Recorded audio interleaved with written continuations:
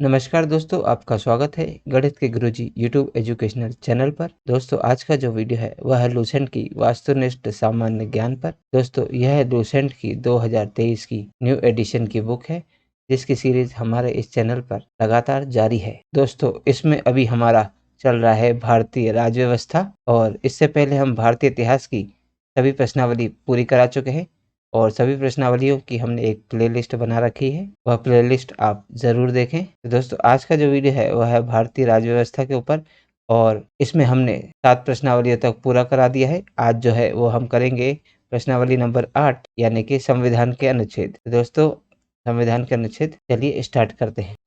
दोस्तों आज हम करने वाले हैं भारतीय राज्य व्यवस्था की प्रश्नावली 8, संविधान के अनुच्छेद। चलिए फिर स्टार्ट करते हैं। पहला प्रश्न है, संविधान सभा द्वारा अंतिम रूप से पारित संविधान में कुल कितने अनुच्छेद तथा अनुसूचियां हैं? तो दोस्तों, अंतिम रूप से पारित संविधान में कुल 395 अनुच्छेद व 8 अनुसूचियां हैं। अगला प्रश्न, प्रश्न नंबर 2, वर्तमान समय में भारतीय संविधान में गणना की दृष्टि से कुल कितने अनुच्छेद और अनुसूचियां हैं? दोस्तों, वर्तमान समय में भारतीय संविधान में 395 अनुच्छेद व 12 अनुसूचियां हैं। अगला प्रश्न है, प्रश्न नंबर 3, वर्तमान में भारतीय संविधान में धाराओं की कुल संख्या कितनी है? तो दोस्तों, धाराओं की कुल संख्या है 395। अगला प्रश्न है, प्रश्न नंबर 4, संविधान के किस अनुच्छेद में यह अंकित है कि इंडिया अर्थात भारत राज्यों का एक संघ होगा? तो दोस्तों, इंडिया अर्थात भारत राज्यों का एक संघ, यह दिया गया है अनुच्छेद नंबर 1 में। अगला प्रश्न है, प्रश्न नंबर 5, संविधान के अनुच्छेद 1 में भारत को क्या कहा गया है? संविधान के अनुच्छेद 1 में भारत को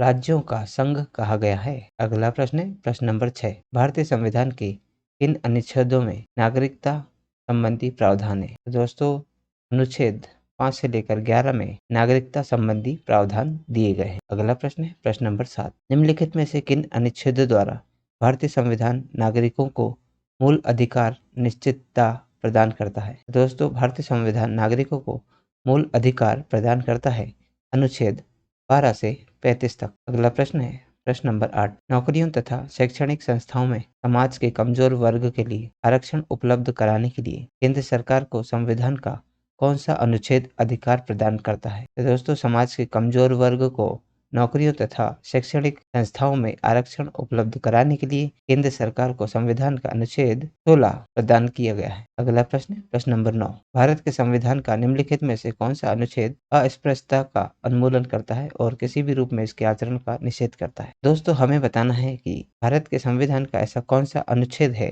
जिसमें अस्पृश्यता यानी कि छुआछूत का उन्मूलन करता है, मतलब छुआछूत का विरोध करता है और किसी भी रूप में इसके आचरण पर निषेध करता है। तो यह अनुच्छेद है अनुच्छेद नंबर 17, जिसमें अस्पृश्यता यानी छुआछूत का उन्मूलन हुआ है। अगला प्रश्न है, प्रश्न नंबर 10, भारतीय संविधान का कौन सा अनुच्छेद राष्ट्रपति के पद के लिए पुनः निर्वाचन की योग्यता निर्धारित करता है? तो दोस्तों, राष्ट्रपति के पद के लिए पुनः निर्वाचन की योग्यता निर्धारित करता है अनुच्छेद नंबर 57। अगला प्रश्न है, प्रश्न नंबर 11, भारतीय संविधान के किस अनुच्छेद के अंतर्गत भाषण एवं अभिव्यक्ति की स्वतंत्रता के अधिकार की गारंटी दी गई है? तो दोस्तों, अनुच्छेद नंबर 19 में भाषण एवं अभिव्यक्ति की स्वतंत्रता के अधिकार की गारंटी दी गई है। दोस्तों, इसका मतलब यह है कि भारतीय संविधान में हर व्यक्ति स्वतंत्र है अपने भाषण और अपने विचारों के लिए। अगला प्रश्न है, प्रश्न नंबर 12, भारतीय संविधान के किस अनुच्छेद में प्रेस की स्वतंत्रता दी गई है? तो दोस्तों, प्रेस या जिसे हम न्यूज मीडिया कहते हैं, उसकी स्वतंत्रता का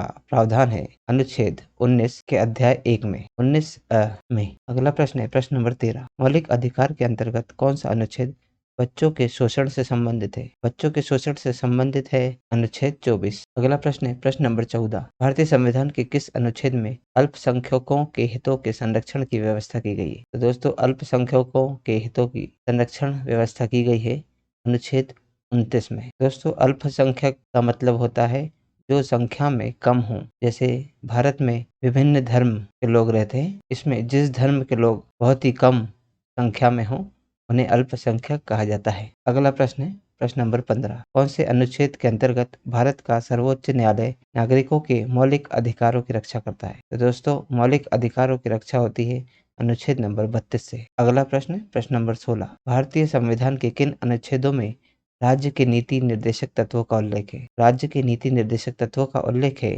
अनुच्छेद 36 से 51 तक। अगला प्रश्न है, भारतीय संविधान के अंतर्गत कल्याणकारी राज्य की अवधारणा निम्नलिखित में से किस अनुच्छेद में वर्णित है? तो दोस्तों, कल्याणकारी राज्य की अवधारणा अनुच्छेद 39 में वर्णित है। अगला प्रश्न है, प्रश्न नंबर 18, भारतीय संविधान का कौन सा अनुच्छेद राज्य सरकारों को ग्राम पंचायत के गठन के निर्देश देता है? तो दोस्तों, राज्य सरकारों को ग्राम पंचायत के गठन के निर्देश मिलते हैं अनुच्छेद 40 में। अगला प्रश्न है, प्रश्न नंबर 19, 42वें संशोधन द्वारा संविधान के किस अनुच्छेद में मौलिक कर्तव्यों को जोड़ा गया? दोस्तों, मौलिक कर्तव्यों को जोड़ा गया है अनुच्छेद 51A में। अगला प्रश्न है, प्रश्न नंबर 20, भारतीय संविधान के किस अनुच्छेद में मौलिक कर्तव्यों की चर्चा की गई है? दोस्तों, मौलिक कर्तव्यों की चर्चा हुई है अनुच्छेद 51A में। अगला प्रश्न है, प्रश्न नंबर 21, संघ की कार्यपालिका शक्ति राष्ट्रपति में निहित होगी जिनका प्रयोग वह स्वयं या अपने अधीनस्थ अधिकारियों के द्वारा करेगा? तो दोस्तों, संघ की कार्यपालिका शक्ति राष्ट्रपति में निहित होगी, यह अनुच्छेद 53 में वर्णित किया गया है। अगला प्रश्न है, प्रश्न नंबर 22, भारत के संविधान में कौन से अनुच्छेद में भारत के राष्ट्रपति के महाभियोग के प्रावधानों के बारे में उल्लेख किया गया है? तो दोस्तों, भारत के राष्ट्रपति पर जो महाभियोग लगता है, उनके प्रावधानों का उल्लेख मिलता है अनुच्छेद 61 में। अगला प्रश्न है, प्रश्न नंबर 23, संविधान के किस अनुच्छेद में उपराष्ट्रपति पद का प्रावधान किया गया है? दोस्तों, उपराष्ट्रपति पद का प्रावधान मिलता है अनुच्छेद 63 में। अगला प्रश्न है, प्रश्न नंबर 24, संविधान के किस अनुच्छेद के अंतर्गत मंत्रीगण सामूहिक रूप से लोकसभा के प्रति उत्तरदायी हैं? तो दोस्तों, मंत्रीगण सामूहिक रूप से लोकसभा के प्रति उत्तरदायी हैं, यह प्रतिबंधित करता है अनुच्छेद 75। अगला प्रश्न है, प्रश्न नंबर 25, संविधान का कौन सा अनुच्छेद मंत्रिपरिषद के गठन के बारे में आधारभूत नियम निर्धारित करता है? तो दोस्तों, मंत्रिपरिषद के गठन के बारे में जो अनुच्छेद है वह है अनुच्छेद 75। अगला प्रश्न है, प्रश्न नंबर 26, भारत के महान्यायवादी की नियुक्ति से संबंधित अनुच्छेद कौन सा है? दोस्तों, महान्यायवादी की नियुक्ति से संबंधित अनुच्छेद है अनुच्छेद 76। अगला प्रश्न है, प्रश्न नंबर 27, कौन सा अनुच्छेद संसद के 2 अधिवेशनों के बीच 6 माह के अंतराल की अनिवार्यता का उल्लेख करता है? तो दोस्तों, अनुच्छेद 85 में यह उल्लेख किया गया है कि 2 अधिवेशनों के बीच में अधिकतम 6 माह का अंतराल होना चाहिए। अगला प्रश्न है, प्रश्न नंबर 28, राष्ट्रपति संविधान के किस अनुच्छेद के अंतर्गत लोकसभा को भंग कर सकता है? तो दोस्तों, लोकसभा को भंग कर सकता है राष्ट्रपति अनुच्छेद 85 के तहत। अगला प्रश्न है, प्रश्न नंबर 29, संविधान के किस अनुच्छेद द्वारा संसद की संयुक्त बैठक का प्रावधान किया गया है? तो दोस्तों, संसद की संयुक्त बैठक यानी उच्च सदन और निम्न सदन दोनों की संयुक्त बैठक का प्रावधान मिलता है अनुच्छेद 108 में। अगला प्रश्न है, लोकसभा एवं राज्यसभा के संयुक्त अधिवेशन के विषय में प्रावधान किस अनुच्छेद में किया गया है? तो दोस्तों, इससे पहले वाला जो क्वेश्चन था वो भी सेम यही था कि लोकसभा और राज्यसभा दोनों संसद जो हैं उनकी संयुक्त अधिवेशन यानी संयुक्त बैठक का प्रावधान मिलता है संविधान के अनुच्छेद 108 में। अगला प्रश्न है, प्रश्न नंबर 31, धन विधेयक भारतीय संविधान के किस अनुच्छेद में परिभाषित किया गया है? दोस्तों, धन विधेयक को अनुच्छेद 110 में परिभाषित किया गया है। अगला प्रश्न है, प्रश्न नंबर 32, भारतीय संविधान का कौन सा अनुच्छेद भारत के संचित कोष से संबंधित है? दोस्तों, भारत का संचित कोष से संबंधित जो अनुच्छेद है वह है अनुच्छेद 112 का 29, अनुच्छेद 146 का 3 और अनुच्छेद 148 का 6वां भाग जो है वह ये तीनों ही भारत के संचित कोष से संबंधित हैं। तो इसमें ऑप्शन डी उपयुक्त सभी सही आंसर हो जाएगा। अगला प्रश्न है, प्रश्न नंबर 33, भारतीय संविधान का निम्नलिखित में से कौन सा अनुच्छेद भारत के राष्ट्रपति में अध्यादेश जारी करने की शक्ति प्रदान करता है? तो दोस्तों, भारत का राष्ट्रपति अध्यादेश जारी कर सकता है अनुच्छेद 123 के तहत। अगला प्रश्न है, प्रश्न नंबर 34, संविधान के किस अनुच्छेद में सर्वोच्च न्यायालय के न्यायाधीश पर महाभियोग चलाए जाने का प्रावधान है? तो दोस्तों, सर्वोच्च न्यायालय यानी कि सुप्रीम कोर्ट के न्यायाधीश पर महाअभियोग चलाया जा सकता है अनुच्छेद 124 के प्रावधान के अनुसार। अगला प्रश्न है, प्रश्न नंबर 35, राष्ट्रपति सर्वोच्च न्यायालय से संविधान के किस अनुच्छेद के अंतर्गत परामर्श ले सकता है? तो दोस्तों, राष्ट्रपति को यदि सर्वोच्च न्यायालय से कुछ परामर्श की आवश्यकता हो तो इसका प्रावधान दिया है अनुच्छेद 143 यानी 143 में। अगला प्रश्न है दोस्तों, प्रश्न नंबर 36, सर्वोच्च न्यायालय अपने द्वारा सुनाए गए किसी निर्णय या आदेश का पुनर्अवलोकन कर सकता है। यह व्यवस्था संविधान के किस अनुच्छेद में उपबंधित है? दोस्तों, सर्वोच्च न्यायालय यानी कि सुप्रीम कोर्ट द्वारा कोई भी फैसला या निर्णय या आदेश दे दिया गया हो तो उस पे फिर से विचार किया जा सकता है। ये संविधान के अनुच्छेद 137 में वर्णित है। अगला प्रश्न है प्रश्न नंबर 37। संविधान के किस अनुच्छेद में यह व्यवस्था की गई है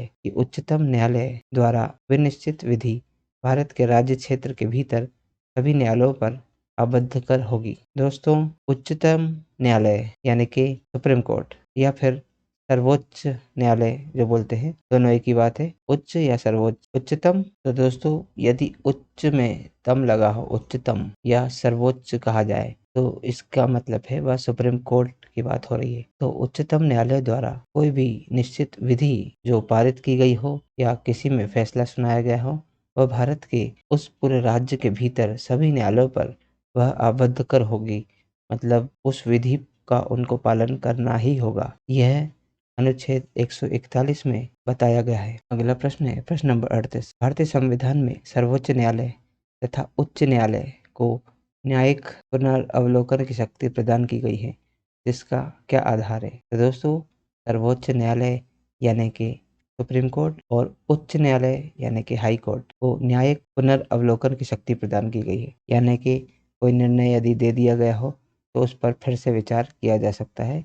यह शक्ति प्रदान की गई है अनुच्छेद 32 में। अगला प्रश्न है प्रश्न नंबर 39। संविधान के किस अनुच्छेद के अंतर्गत अधीनस्थ न्यायालय या जिला न्यायालय का प्रावधान किया गया है? तो दोस्तों, संविधान के अनुच्छेद 233 में अधीनस्थ न्यायालय या जिला न्यायालय का प्रावधान किया गया है। अगला प्रश्न है प्रश्न नंबर 40। भारतीय संविधान का कौन सा अनुच्छेद संवैधानिक प्रावधानों की संघीय संसद या राज्य विधान पालिकाओं द्वारा बनाए गए नियमों यानी कानून पर प्राथमिकता प्रदान करती है? तो दोस्तों, संवैधानिक प्रावधानों की संघीय संसद या राज्य विधान पालिकाओं द्वारा बनाए गए नियम कानून को प्राथमिकता मिलती है अनुच्छेद 245 के तहत। कहने का मतलब यदि संसद में कोई कानून पास हुआ है या विधान सभा में कोई कानून पास हुआ है तो उसको भारतीय संविधान के तहत उसे प्राथमिकता दी जाए, ऐसा अनुच्छेद 245 में कहा गया है। अगला प्रश्न है प्रश्न नंबर 41। इस अनुच्छेद के तहत अवशिष्ट शक्तियां केंद्र के पास है? तो दोस्तों, केंद्र के पास सभी शक्तियां हैं।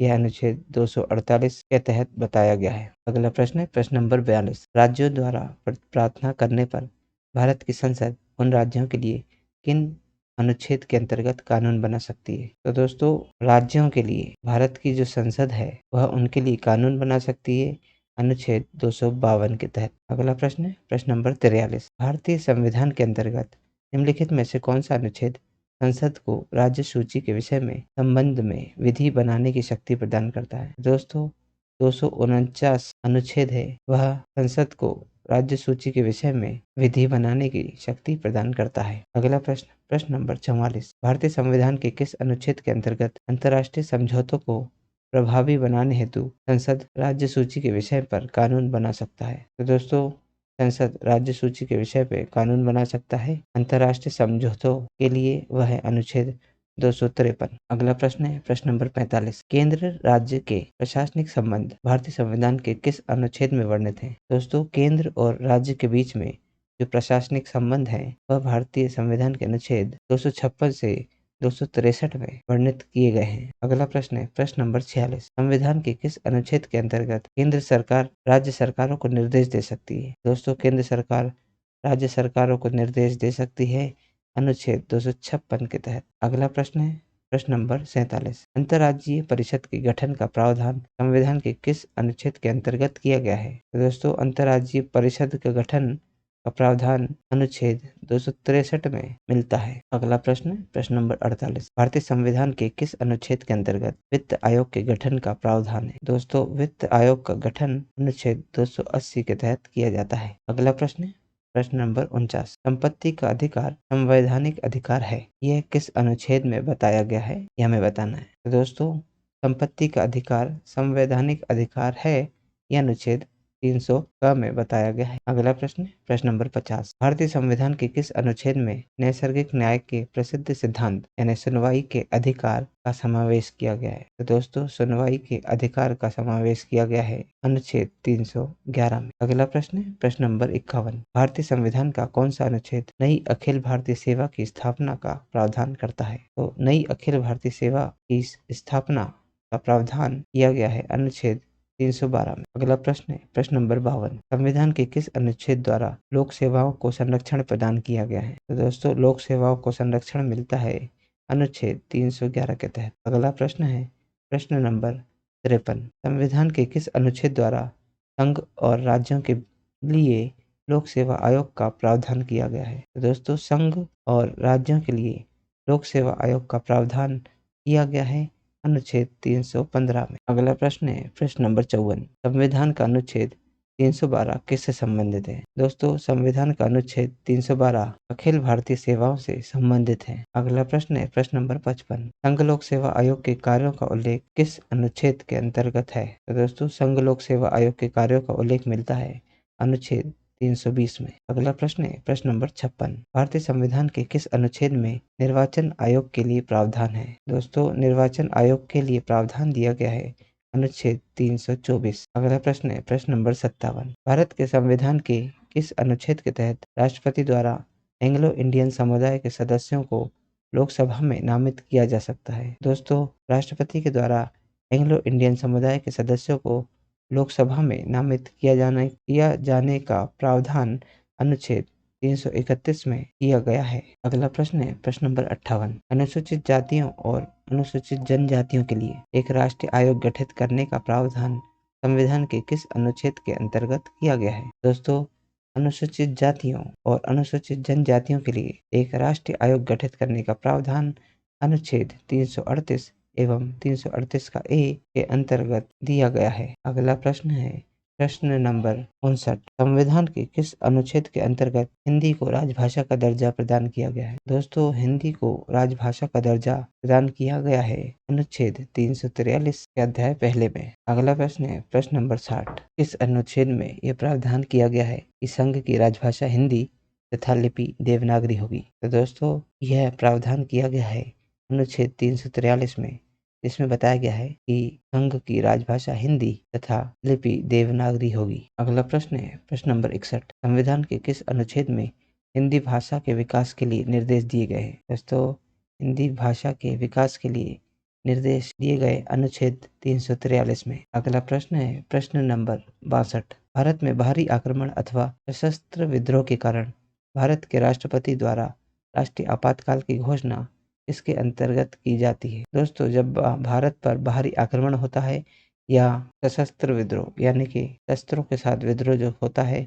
उसमें भारत के राष्ट्रपति आपातकाल की घोषणा कर सकते हैं। यह अनुच्छेद 352 में दिया गया है। अगला प्रश्न है प्रश्न नंबर 63, भारतीय संविधान का कौन सा अनुच्छेद राज्यों में संवैधानिक तंत्र में के असफल होने की स्थिति में राष्ट्रपति शासन का प्रावधान करता है? दोस्तों जब राज्य में संवैधानिक तंत्र असफल हो जाता है और जब राष्ट्रपति शासन लगता है तो वह लगता है अनुच्छेद 356 के द्वारा। अगला प्रश्न है प्रश्न नंबर 64, संविधान के किस अनुच्छेद के आधार पर वित्तीय आपात की उद्घोषणा राष्ट्रपति करता है? तो दोस्तों जब देश में वित्तीय आपातकाल आ जाए उस समय वित्तीय आपात की घोषणा राष्ट्रपति करता है अनुच्छेद 360 के तहत। अगला प्रश्न है प्रश्न नंबर 65, संविधान में मंत्रिमंडल शब्द का एक बार प्रयोग हुआ है, यह किस अनुच्छेद में है? दोस्तों मंत्रिमंडल शब्द का प्रयोग अनुच्छेद 352 में है। अगला प्रश्न है प्रश्न नंबर 66, भारत के संविधान के अनुच्छेद 350 ए के अधीन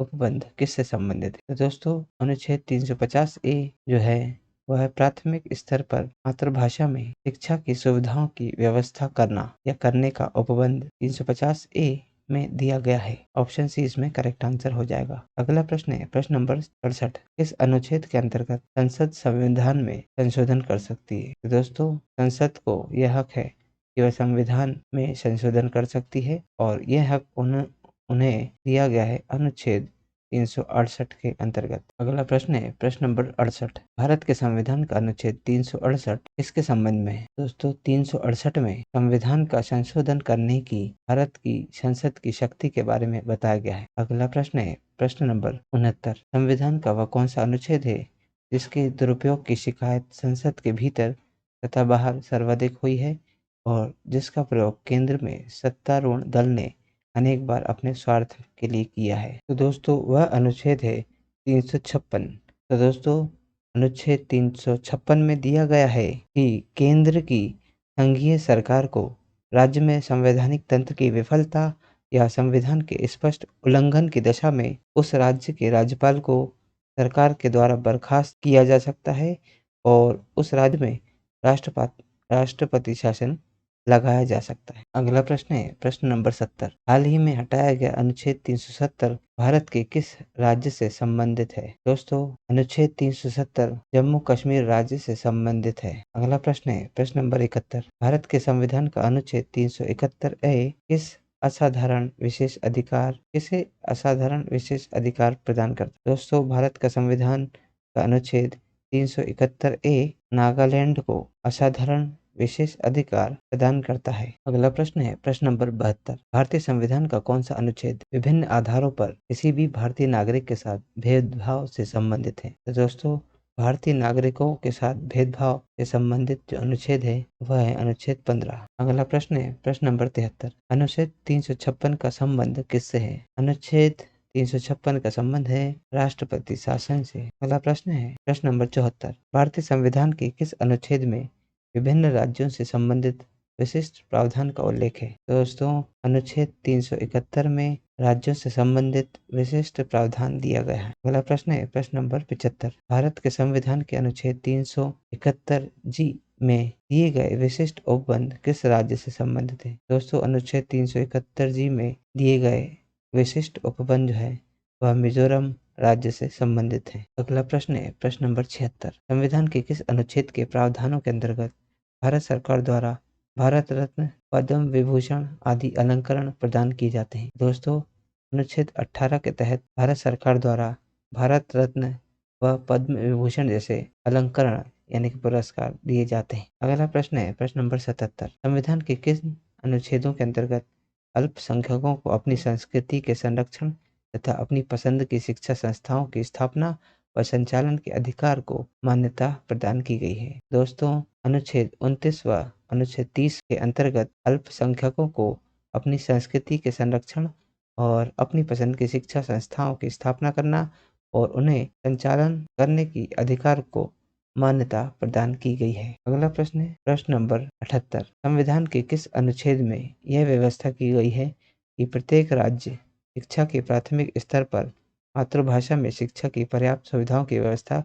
करने का प्रयास करेगा? दोस्तों, अनुच्छेद 350 में यह प्रतिबंधित किया गया है कि प्रत्येक राज्य जो है वह प्राथमिक शिक्षा को मातृभाषा में ही प्रदान करेगा और उसके लिए उसे पर्याप्त सुविधाओं की व्यवस्था भी करेगा। अगला प्रश्न है प्रश्न नंबर 79। भारत के संविधान के अनुच्छेद किसके द्वारा भारतीय संसद के दोनों सदनों और उनके सदस्यों और समितियों की शक्ति, विशेष अधिकारों और प्रतिरक्षाओं को स्पष्ट किया गया है? तो दोस्तों, संसद के दोनों सदन और उनके सदस्य और जो भी समितियां हैं उनकी शक्तियों को विशेष अधिकार दिए गए हैं अनुच्छेद 105 के तहत। अगला प्रश्न है प्रश्न नंबर 80। नीति निर्देशक सिद्धांतों के निम्नलिखित अनुच्छेदों में से कौन सा अंतर्राष्ट्रीय शांति और सुरक्षा के संवर्धन से संबंधित है? तो दोस्तों, नीति निर्देशक सिद्धांतों से संबंधित जो अनुच्छेद हैं उनमें से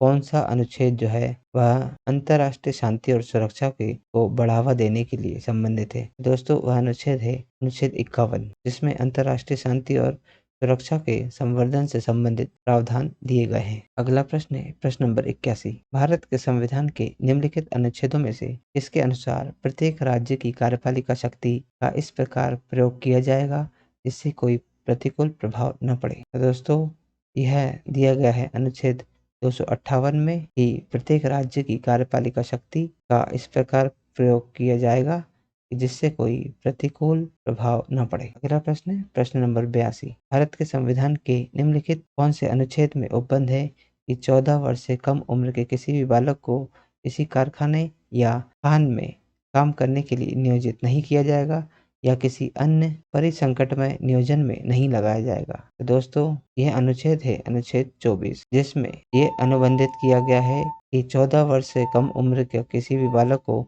कारखाने या खान में काम करने नहीं दिया जाएगा और न ही किसी परिसंकटमय नियोजन में उसे लगाया जाएगा। अगला प्रश्न है प्रश्न नंबर 83। भारतीय संविधान में समानता का अधिकार 5 अनुच्छेदों द्वारा प्रदान किया गया है वह कौन से हैं? तो दोस्तों भारतीय संविधान में समानता का अधिकार मिलता है हमें अनुच्छेद 14 से अनुच्छेद 18 के बीच। अगला प्रश्न है प्रश्न नंबर 84। भारतीय संविधान के अनुच्छेद 371 यहाँ के अंतर्गत देश के किस क्षेत्र को विशेष स्थिति प्रदान की गई है? तो दोस्तों हैदराबाद और कर्नाटक को अनुच्छेद 371 के अंतर्गत देश के किसी विशेष स्थिति प्रदान की गई है। अगला प्रश्न है प्रश्न नंबर 85। भारतीय संविधान के किस अनुच्छेद के अंतर्गत भारत सरकार का दायित्व है कि वह बाहरी आक्रमण एवं आंतरिक अशांति से राज्यों की रक्षा करे? तो दोस्तों भारत सरकार का दायित्व बनता है अनुच्छेद 355 के द्वारा कि वह बाहरी आक्रमण या आंतरिक अशांति से राज्यों की रक्षा करे। अगला प्रश्न है प्रश्न नंबर 86। भारत के संविधान के अनुच्छेद 3 के अनुसार संसद विधि द्वारा क्या कर सकेगी यह बताना है। तो दोस्तों 4 कथन दिए, इनमें नीचे दिए गए कोड का प्रयोग कर सही उत्तर चुनना है। तो दोस्तों हमें बताना है कि इसमें अनुच्छेद 3 के तहत संसद विधि के द्वारा क्या कर सकती है। तो दोस्तों अनुच्छेद 3 के तहत किसी भी राज्य की सीमाओं में वह परिवर्तन कर सकेगी और किसी भी राज्य का क्षेत्रफल बढ़ा सकेगी, यह अनुच्छेद 3 में दिया गया है। तो दोस्तों ऑप्शन इसमें सी केवल 2 और 3 अनुच्छेद 3 के अनुसार सही है। ऑप्शन सी इसका करेक्ट आंसर हो जाएगा। अगला प्रश्न है प्रश्न नंबर 87। भारत के संविधान का वह कौन सा अनुच्छेद है जिसमें भारत के नियंत्रक और महालेखा परीक्षक का उल्लेख मिलता है? तो दोस्तों भारत के नियंत्रक और महालेखा परीक्षक का उल्लेख हमें मिलता है अनुच्छेद 148 में। अगला प्रश्न है प्रश्न नंबर 88। भारत के प्रत्येक नागरिक का कर्तव्य होगा कि प्राकृतिक पर्यावरण का संरक्षण एवं सुधार करे।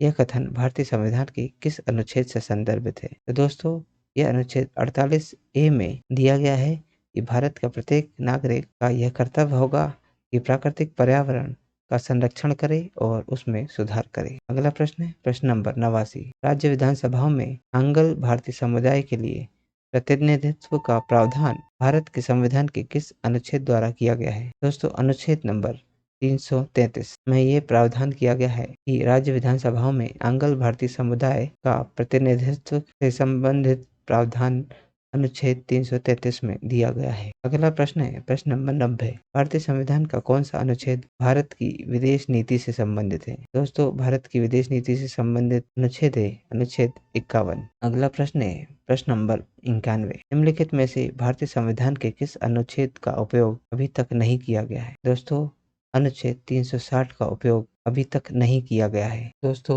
360 अनुच्छेद के तहत राष्ट्रपति देश में वित्तीय आपातकाल की घोषणा कर सकता है, जो कि अभी तक नहीं हुई है। ऑप्शन डी इसमें करेक्ट आंसर होगा। अगला प्रश्न है प्रश्न नंबर 92। भारतीय संविधान के किस अनुच्छेद में नए राज्य के प्रवेश या स्थापना का प्रावधान किया गया है? तो दोस्तों नए राज्य के प्रवेश या स्थापना का प्रावधान मिलता है अनुच्छेद नंबर 2 में। अगला प्रश्न है प्रश्न नंबर 93। डॉक्टर अम्बेडकर के अनुसार कौन सा अनुच्छेद भारतीय संविधान का सबसे महत्वपूर्ण अनुच्छेद है? दोस्तों सबसे महत्वपूर्ण अनुच्छेद जो डॉक्टर अम्बेडकर के अनुसार माना गया है वह है अनुच्छेद नंबर 32। दोस्तों अनुच्छेद 32 जो है वह एक मौलिक अधिकार है जो भारत के प्रत्येक नागरिक को संविधान द्वारा मान्यता प्राप्त अन्य मौलिक अधिकारों को लागू कराने के लिए सर्वोच्च न्यायालय के समक्ष याचिका दायर करने का अधिकार देता है। अगला प्रश्न है प्रश्न नंबर 94।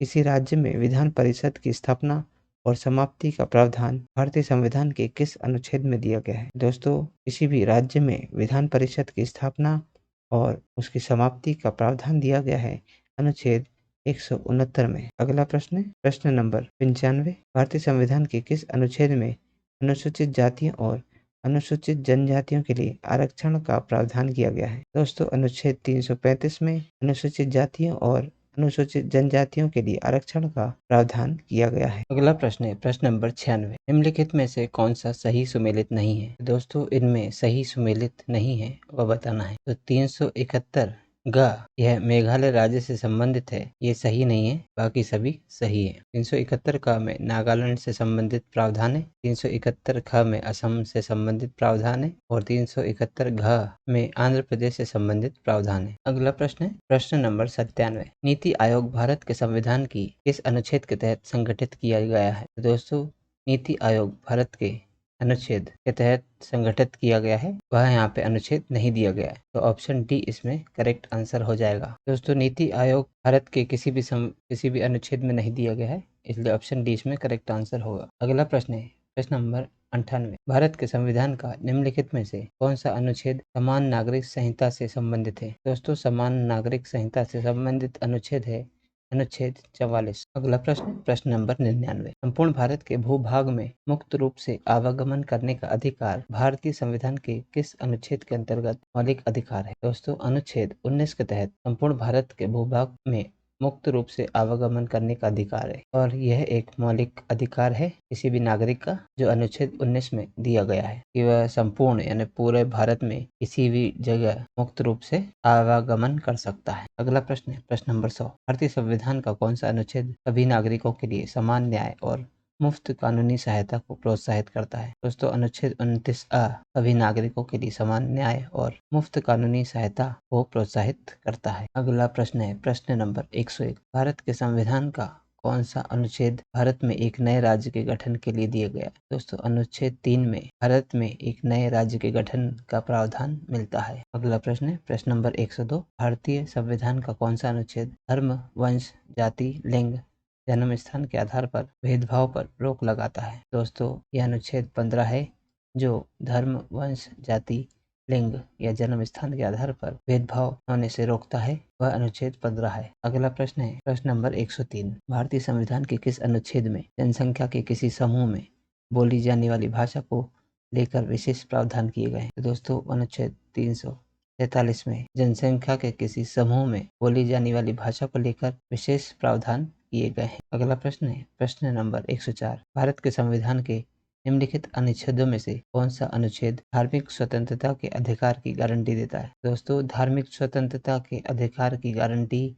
मिलती है अनुच्छेद 25 से 28 के बीच। अगला प्रश्न है प्रश्न नंबर 105। संविधान का कौन सा अनुच्छेद भारत के नियंत्रक और महालेखा परीक्षक के कर्तव्य को निर्धारित करता है? दोस्तों नियंत्रक और महालेखा परीक्षक के कर्तव्य को निर्धारित करने वाला अनुच्छेद है 149। अगला प्रश्न है प्रश्न नंबर 106। भारत के संविधान के निम्नलिखित में से किस अनुच्छेद के अधीन प्रत्येक वित्तीय वर्ष के लिए भारत सरकार की प्राक्कलित प्राप्तियों और व्ययों का एक विवरण संसद के समक्ष रखा जाता है? तो दोस्तों अनुच्छेद 112 के तहत प्रत्येक वित्तीय वर्ष के लिए भारत सरकार की प्राक्कलित प्राप्तियों और व्ययों का विवरण संसद के समक्ष रखा जाता है। अगला प्रश्न है प्रश्न नंबर 107। भारत के संविधान का कौन सा उपबंध यह व्यवस्था देता है कि भारत के राष्ट्रपति अपने पद की शक्तियों के प्रयोग के लिए भारत के किसी भी न्यायालय के प्रति जवाबदेह नहीं होंगे? तो दोस्तों अनुच्छेद 361 है जो ये व्यवस्था देता है कि भारत के राष्ट्रपति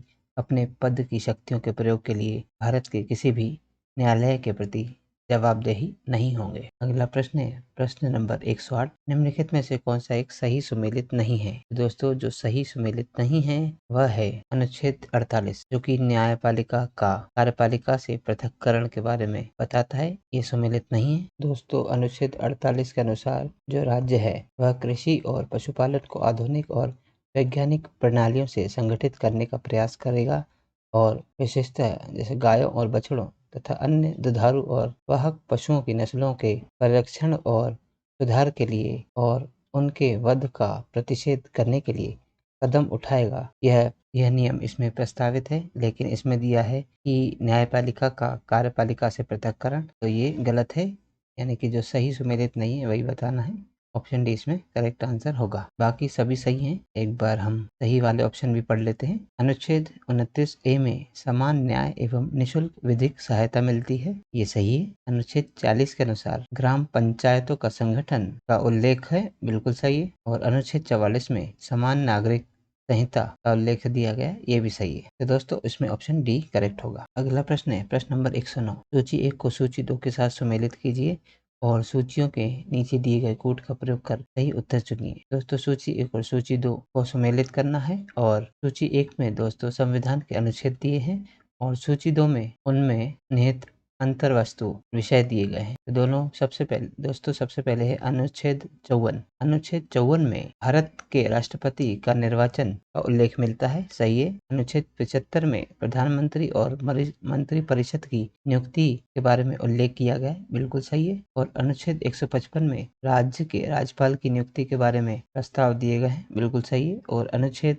164 के अनुसार मुख्यमंत्री और मंत्रिपरिषद की नियुक्ति के बारे में उल्लेख किया गया है। तो दोस्तों ए का 1 है, बी का 2, सी का 3 और डी का 4। 1 2 3 4 ऑप्शन ए इसमें करेक्ट आंसर हो जाएगा। अगला प्रश्न है प्रश्न नंबर 110। सूची 1 को सूची 2 से सुमेलित कीजिए और सूचियों के नीचे दिए गए कोड से सही उत्तर चुनिए। दोस्तों सूची 1 और सूची 2 को सुमेलित करना है। सूची 1 में संस्थानों के नाम दिए हैं और सूची 2 में उनसे संबंधित अनुच्छेद है। तो दोस्तों सबसे पहले भारत का नियंत्रक एवं महालेखा परीक्षक के बारे में अवधारणा जो है वह दिया है अनुच्छेद 148 में। और वित्त आयोग से संबंधित उल्लेख किया गया है अनुच्छेद 280 में। प्रशासनिक अधिकरण का उल्लेख मिलता है हमको अनुच्छेद 323 के ए में। और संघ लोक सेवा आयोग के बारे में हमें उल्लेख मिलता है अनुच्छेद 315 में। तो दोस्तों इसमें ए का है 3, बी का है 2, सी का है 4 और डी का है 1। 3 2 4 1 ऑप्शन ए इसमें करेक्ट आंसर हो जाएगा। अगला प्रश्न है प्रश्न नंबर 111। सूची 1 को सूची 2 के साथ सुमेलित करना है और सूची के नीचे दिए गए कोड से सही उत्तर का चयन करना है। दोस्तों सूची 1 में अनुच्छेद दिए गए हैं और सूची 2 में उन अनुच्छेदों में जो प्रावधान दिए गए हैं उनकी सूची है। तो दोस्तों अनुच्छेद 61 में जो है राष्ट्रपति पर महाअभियोग से संबंधित प्रावधान है, ये बिल्कुल सही है। अनुच्छेद 67 ख में उपराष्ट्रपति को हटाने संबंधी प्रावधान है। अनुच्छेद 94 में स्पीकर को हटाने संबंधी प्रस्ताव दिए, यह सही है। और अनुच्छेद 90 में राज्यसभा के उपसभापति को हटाने संबंधी प्रावधान दिए गए हैं, ये भी सही है दोस्तों। तो ए का 2 है, बी का है 3, सी का है 4 और डी का 1 है। तो 2 3 4 1 ऑप्शन सी इसमें करेक्ट आंसर हो जाएगा। दोस्तों आज की इस प्रश्नावली में कुल 111 प्रश्न दिए थे जो हमारे द्वारा पूर्ण कर लिए गए हैं। दोस्तों यदि आपको आज की वीडियो के पीडीएफ प्राप्त करना चाहते हैं तो आप हमारे टेलीग्राम चैनल से जुड़ सकते हैं। हमारे टेलीग्राम चैनल से जुड़ने के लिए नीचे दिए गए फोन नंबर पर आप संपर्क कर सकते हैं। दोस्तों आप कॉल करें या व्हाट्सएप मैसेज। दोस्तों केवल 200 रुपये की लाइफ टाइम मेंबरशिप मिल रही है हमारे टेलीग्राम चैनल पर। हमारे जो वीडियोस हैं पुराने और जो आने वाले हैं सभी वीडियोस की पीडीएफ केवल 200 रुपये में आपको मिलेगी लाइफ टाइम जब तक ये चैनल चलता रहेगा। तो दोस्तों टेलीग्राम चैनल जरूर ज्वाइन करें। और दोस्तों इस यूट्यूब चैनल पर यदि आप नए हैं तो इसे भी सब्सक्राइब करें, ये बिल्कुल फ्री है। वीडियो को लाइक करें और इसे शेयर भी करें। अब दोस्तों मिलते हैं हम अगले वीडियो में अगली प्रश्नावली के साथ। तब तक के लिए नमस्कार।